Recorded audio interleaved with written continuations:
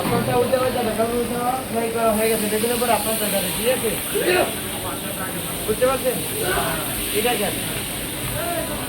Hello, এটা কেন? আমার আপনার কি হবে ভাইয়া?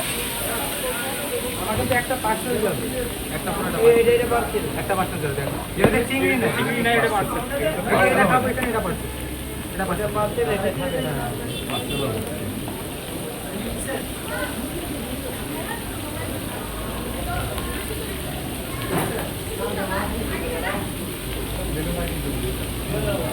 এটা দিবেন না ভর্তা করার জন্য মাথাটা, শুধু লেজ, এই যে লেজ তো দিচ্ছে, কিন্তু ভর্তা তো করতেছে না কেউ।